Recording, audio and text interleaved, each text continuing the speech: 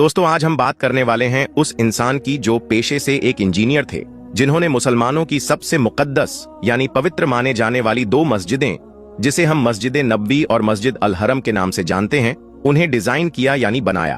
उनका नाम है मोहम्मद कमाल इस्माइल। मस्जिद नबवी को बनाने वाले इंजीनियर मोहम्मद कमाल इस्माइल ने मस्जिद बनाते वक्त ऐसा क्या देखा जिसने सबको हैरान कर दिया था? मस्जिद अल हरम और मस्जिद नबवी को दोबारा कैसे डिजाइन किया गया था और इस दौरान कौन सा मौजज़ा पेश आया? तो यह जानने के लिए वीडियो को पूरा जरूर देखें। तो सबसे पहले आज जो मस्जिद अल हरम और मस्जिद नबवी का खूबसूरत डिजाइन आप देखते हैं, उसे डिजाइन करने वाले डॉक्टर मोहम्मद कमाल इस्माइल के बारे में थोड़ा सा जान लेते हैं। दोस्तों, मोहम्मद कमाल मिस्र के रहने वाले थे, जो खबरों की दुनिया से दूर रहना पसंद करते थे, जिनके बारे में बहुत से लोग नहीं जानते थे। डॉक्टर मोहम्मद कमाल इस्माइल वो मिस्र की तारीख में हाई स्कूल की डिग्री हासिल करने वाले सबसे कम उम्र के शख्स थे। डॉक्टर मोहम्मद कमाल इस्माइल की पैदाइश 1908 में हुई और 2008 में उनका इंतकाल हुआ। वे मिस्र के पहले रॉयल स्कूल ऑफ इंजीनियरिंग में दाखिला लेने वाले और वहां से डिग्री हासिल करने वाले सबसे कम उम्र के शख्स थे। 3 डॉक्टरेट की डिग्री हासिल करने के लिए यूरोप भेजे जाने वाले सबसे कम उम्र के आदमी थे। ये पहले इंजीनियर थे जिन्होंने हरमैन शरीफैन की तामीर और डिजाइन करने का कॉन्ट्रैक्ट साइन किया। किंग फहद और बिन लादान कंपनी की कोशिशों के बावजूद उन्होंने अपनी इंजीनियरिंग डिजाइन और आर्किटेक्चर निगरानी के लिए एक पैसा भी लेने से मना कर दिया। जब डॉक्टर मोहम्मद कमाल इस्माइल ने लाखों का चेक लौटाते हुए बिन लादान से कहा, मुझे 2 मुकद्दस मस्जिदों में काम करने के लिए पैसे क्यों लेने चाहिए? अगर मैं ऐसा करता हूं तो मैं आखिरत में अल्लाह ताला को क्या मुंह दिखाऊंगा? इसीलिए उन्होंने एक पैसा भी अपने काम का नहीं लिया। दोस्तों, आप देख सकते हैं मस्जिद अल हरम का कंस्ट्रक्शन कॉस्ट ही उस वक्त $100 बिलियन से ज्यादा आया था। तो डॉक्टर मोहम्मद कमाल इस्माइल अगर चाहते तो कितना पैसा कमाते, लेकिन उनका ईमान देखो, उन्होंने एक पैसा भी लेने से इनकार किया। उन्होंने 44 साल की उम्र में शादी की। उनकी बीवी ने एक बेटे को जन्म दिया और उनकी बीवी का इंतकाल हो गया। उसके बाद वह अकेले रहे और मौत तक अपना पूरा वक्त अल्लाह की इबादत में लगाते रहे। उन्होंने 100 साल की उम्र पाई और पूरे 100 सालों में उन्होंने मीडिया, अखबार और बहुत सारी सुर्खियों से गुमनाम रहकर 2 मस्जिदों की खिदमत में अपना वक्त गुजारा। दूसरी मर्तबा इन दोनों मस्जिदों को बनाने का काम अल्लाह ने सिर्फ मोहम्मद कमाल इस्माइल को ही क्यों दिया? क्योंकि कुछ ऐसी बातें हैं जिनकी बिना पर अल्लाह ताला ने इन मुबारक काम को डॉक्टर मोहम्मद कमाल इस्माइल से ही करवाया। हरमैन शरीफैन में बिछाए गए मार्बल की बड़ी दिलचस्प और मशहूर कहानी है। इसे सुनकर आपका ईमान ताजा हो जाएगा। यह वह पत्थर है जो हरमैन शरीफैन में लगा है। यह एक नायाब पत्थर है जो पूरी दुनिया में सिर्फ ग्रीस के छोटे से पहाड़ में मौजूद था और इसकी खासियत यह है कि गर्मी में भी यह फर्श को ठंडा रखता है। डॉक्टर कमाल सफर करके ग्रीस पहुंचे और हरम के लिए तकरीबन आधा पहाड़ खरीदने का कॉन्ट्रैक्ट साइन किया। कॉन्ट्रैक्ट साइन करके वह वापस मक्का लौटे और सफेद पत्थर आ गया और हरम शरीफ में पत्थर को लगाया गया। जब हरम शरीफ की तामीर पूरी हुई तो सऊदी किंग ने डॉक्टर कमाल को वही पत्थर मस्जिद ए नबवी में भी इस्तेमाल करने की फरमाइश कर दी। लेकिन इस दौरान पूरे 15 साल गुजर चुके थे। डॉक्टर मोहम्मद कमाल को सऊदी किंग ने वैसा ही मार्बल लगाने को कहा जो 15 साल पहले इन्होंने ग्रीस से खरीदा था। अब वह परेशान हो गए क्योंकि इस दुनिया में सिर्फ एक ही जगह थी जो ग्रीस था, वहां वह पत्थर पाया जाता था और क्योंकि आधा पहाड़ तो वह पहले ही खुद खरीद चुके थे। डॉक्टर कमाल बताते हैं कि वह उसी कंपनी के सीईओ के पास गए, उनसे मिले और मार्बल जो बाकी थी उसके बारे में पूछा। तो चीफ एग्जीक्यूटिव ऑफिसर ने बताया कि वह मार्बल तो हमने आपके जाने के बाद ही बेच दिया था, अब तो पूरे 15 साल हो गए हैं। यह बात सुनकर डॉक्टर मोहम्मद कमाल बहुत परेशान हो गए और मीटिंग छोड़कर जाने लगे।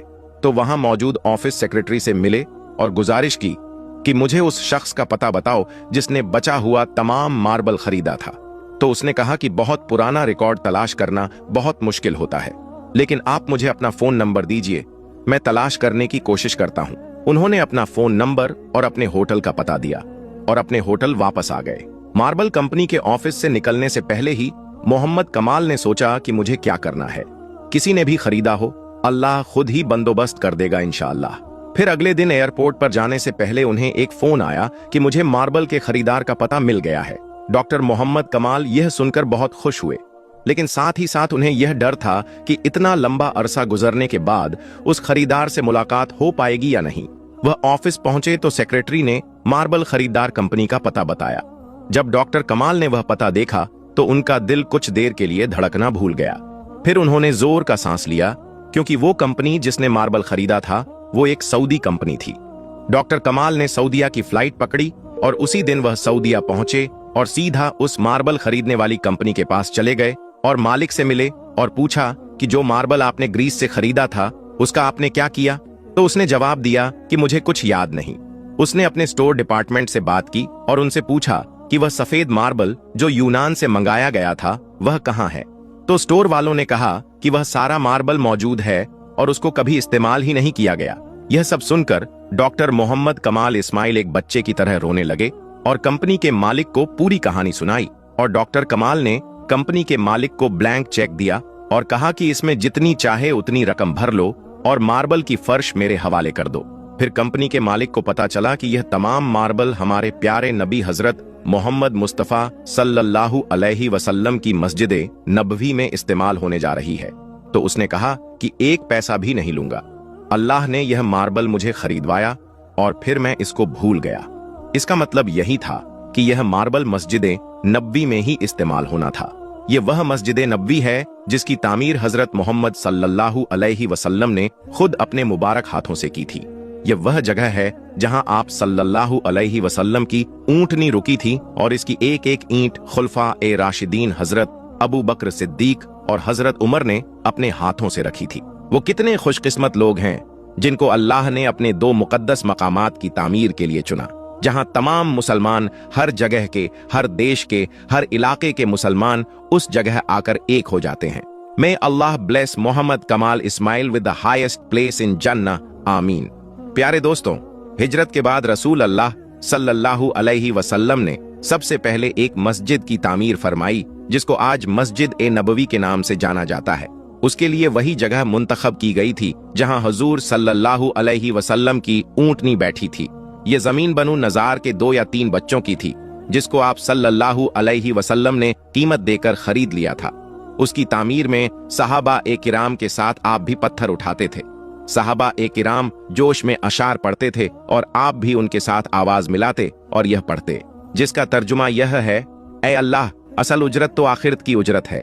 ए अल्लाह, अंसारों और मुहाजिरीन पर रहम फरमा। यह मस्जिद इस्लाम की सादगी की सच्ची तस्वीर थी। इस मस्जिद के 3 दरवाजे बनाए गए थे। दरवाजे के दोनों पाए पत्थर के थे और दीवारें कच्ची ईंट और गाड़े से बनाई गई थीं। सुतून खजूर के तनों से और छत खजूर की शाखों और पत्तों से तैयार की गई थी। किले की दीवार से पिछली दीवार तक 100 हाथ की लंबाई थी। यह मस्जिद सिर्फ नमाज अदा करने के लिए ही नहीं बल्कि इस्लामी तालीम के लिए एक दरसगाह और दावत व तबलीग, दुनिया के सारे मसाइल को हल करने के लिए एक मरकज भी थी। इसके इमाम अल्लाह के नबी सल्लल्लाहु अलैहि वसल्लम और इसके नमाजी सहाबा ए किराम जैसी मुकद्दस हस्तियां थीं। सुभान अल्लाह।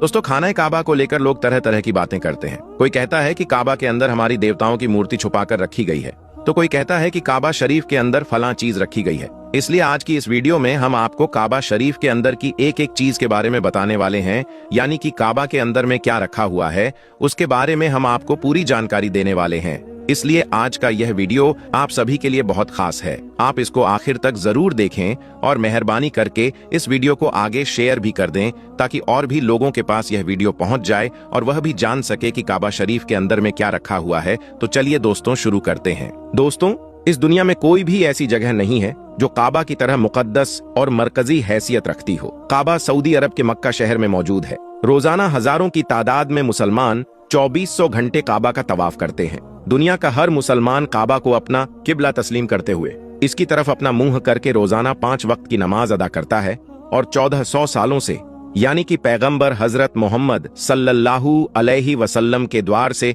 यह मामला लगातार जारी है। खानाए काबा के नाम से जाना जाने वाला छोटा चौकोर घर ऊंचाई में गगनचुंबी इमारतों को टक्कर तो नहीं दे सकता है, लेकिन इस रूए जमीन की सबसे पाक और सबसे मुकद्दस जगह है और इतिहास और इंसानों पर इसका एक बहुत गहरा असर है। काबा मुरब्बा शक्ल में एक बड़े कमरे की सूरत में नजर आता है। इसकी ऊंचाई 39 फीट 6 इंच यानी कि तकरीबन 15 मीटर है और इसका कुल आकार 627 वर्ग फीट में बना हुआ है। इसका अंदरूनी हिस्सा 13 बाय 15 मीटर है और जहां से लोग तवाफ करते हैं वो 9 मीटर का है। काबा की छत लकड़ी के 3 मजबूत सतूनों पर टिकी हुई है। इन सतूनों में जो लकड़ी काम में ली गई है वह दुनिया की सबसे मजबूत लकड़ियों में से एक है। सहाबिये रसूल हजरत अब्दुल्लाह बिन जुबैर रजी अल्लाहु ताला अन्हु ने लकड़ी की ये तीनों पिलर बनवाई थीं। इनको 1350 साल गुजर चुके हैं। इनका रंग गहरा भूरा है। लकड़ी के हर पिलर का आमूद यानी कि मोहित तकरीबन 150 सेंटीमीटर और कुतर यानी कि इनकी मोटाई 44 सेंटीमीटर है। इनके दोनों तरफ काबा शरीफ की दीवारें बनी हुई हैं। काबा शरीफ में एक दरवाजा है, इसके ठीक सामने एक मेहराब है, यानी कि यह मेहराब उस जगह पर है जहां पर रसूल करीम सल्लल्लाहु अलैहि वसल्लम ने काबा के अंदर नमाज अदा करवाई थी। हजरत इब्ने उमर रजी अल्लाहु ताला अन्हु काबा के अंदर तशरीफ ले जाते तो दरवाजे से सीधे आगे की जानिब इतना चलते कि सामने वाली दीवार तकरीबन 3 हाथ रह जाती, तो वह दीवार की तरफ पुश्त और सामने वाली दीवार की तरफ अपना रुख करके नमाज अदा फरमाते। वह उसी जगह पर नमाज अदा फरमाते जहां पर रसूल करीम सल्लल्लाहु अलैहि वसल्लम ने नमाज अदा फरमाई थी, जैसा कि हजरत बिलाल रजी अल्लाहु ताला अन्हु ने उन्हें बताया था। दरवाजे की दाहिनी तरफ एक जिन्ना है जो छत की तरफ जाता है। उसका एक दरवाजा है, उस पर एक पर्दा लटका रहता है। काबा की दीवारों की अंदरूनी हिस्सों में मजबूत और खूबसूरत संगमरमर लगाया गया है, जिस पर निहायती दिलकश नक्शो निगार बने हुए हैं। काबा की अंदरूनी दीवारों और छत पर सब्ज रंग के पर्दे लटके हुए हैं, जिन पर कलमा तैयबा के अलावा सूरह इमरान की आयत नंबर 96 और सूरह बकरा की आयत नंबर 144 लिखी हुई है। पर्दे का अर्ध 7.5 मीटर है। क्योंकि यह पर्दे काबा शरीफ के अंदर में है, इसलिए इन पर गर्दो गुब्बार नहीं लगती है, इसलिए इन पर्दों को तकरीबन 3 से 5 साल की मुद्दत के बाद में बदला जाता है। काबा शरीफ का अंदरूनी पर्दा सबसे पहले मक्का के एक कारखाने में तैयार किया गया था। दोस्तों, काबा के अंदर एक संदूक भी रखा है जिसके अंदर काबा के हिदाया महफूज हैं। काबा का फर्श सफेद संगमरमर से बनाया गया है। काबा की जो छत है, एक ऊपर और एक नीचे, उनमें एक सुराख बनाया गया है जिस पर शीशे का एक मजबूत ढकना रखा है, जिससे काबा शरीफ के अंदर रोशनी आती है। जब काबा को गुस्ल दिया जाता है या फिर गिलाफे काबा बदला जाता है तो यह ढकना उठा दिया जाता है। फिर खानाए काबा की अंदरूनी सीढ़ियों से चढ़कर और सुराग से गुजरकर छत पर जाया जाता है। 1397 हिजरी से पहले यह सीढ़ियां लकड़ी की हुआ करती थीं, लेकिन इसके बाद में इन लकड़ियों की सीढ़ियों को हटाकर उनकी जगह पर मजबूत एल्यूमिनियम की गोल सीढ़ियां बना दी गई, जिनकी तादाद 50 है। काबा शरीफ का दरवाजा पोपट की लकड़ी का बना हुआ है, जिस पर सोने की तख्तियां जड़ दी गई, जिनकी लागत 1,34,00,000 रियाल है। 280 किलोग्राम सोना इस लागत के अलावा भी लगा हुआ है।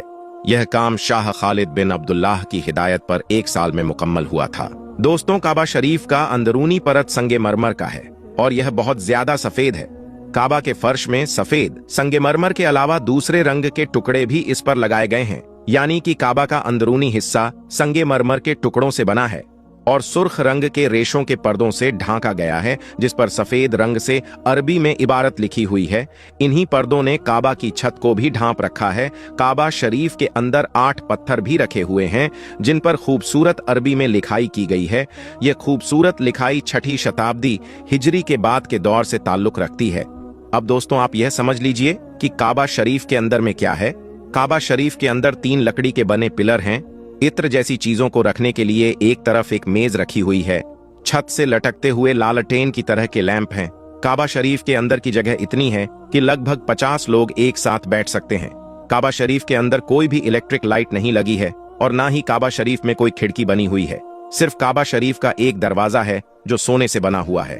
काबा की ऊपरी दीवारें पर्दों से ढकी हुई हैं, जिन पर कुरान पाक की आयतें लिखी हुई हैं।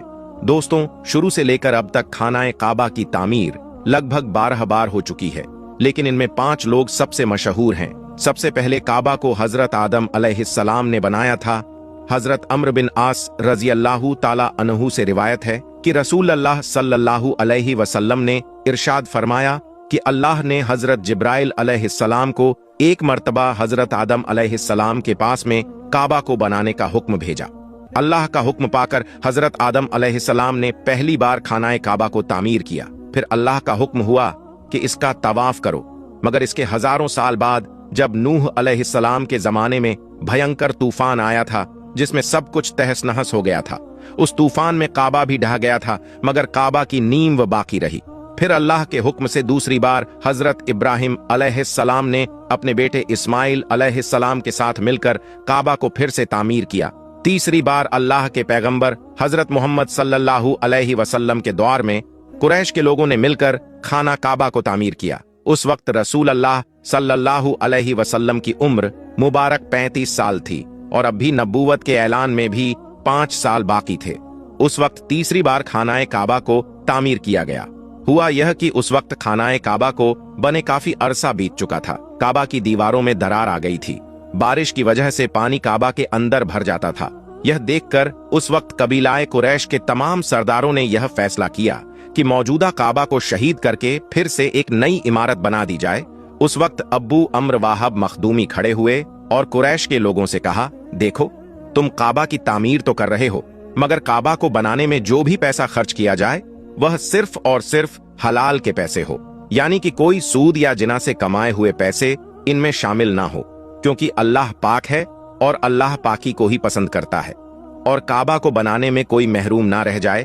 इसीलिए सब कबीलों में काम बांट दिया गया और कह दिया गया कि फला हिस्सा तुम्हारे हवाले हैं, फला हिस्से को तुम तैयार करो। उसके बाद जब पुरानी इमारत गिराने का वक्त आया तो इसके लिए कोई भी तैयार ना हुआ। किसी की भी हिम्मत ना हुई कि वह आकर काबा को गिरा दे। फिर वलीद बिन मुगीरा एक फावड़ा लेकर खड़े हुए और अल्लाह से कहा, ऐ अल्लाह, हम सिर्फ खैर और भलाई की नीयत रखते हैं। यह कहने के बाद हजरे अस्वद की तरफ से, यानी कि काले पत्थर की तरफ से गिराना शुरू कर दिया। यह देखकर मक्का वालों ने कहा कि रात भर इंतजार करो, अगर वलीद पर कोई आसमानी बला या मुसीबत नाजिल होती है तो फिर हम खाना काबा को वैसा ही वापस कर देंगे, और अगर नहीं होती है तो फिर हम वलीद का साथ देकर काबा को नए सिरे से तामीर करने में साथ देंगे। दोस्तों, उसके बाद सुबह हुई। लोगों ने देखा कि वलीद सही सलामत हाथ में फावड़ा लिए हुए खड़ा है। यह देखकर मक्का के लोग समझ गए कि अल्लाह हमारी इस काम से राजी है। उसके बाद खानाए काबा को तामीर करने का काम शुरू कर दिया गया, मगर वह इसमें पूरी तरह से कामयाब नहीं हो सके और छत का काम बीच में ही अधूरा रह गया। उसके बाद आखिरी बार अब्दुल्लाह बिन मलिक के कहने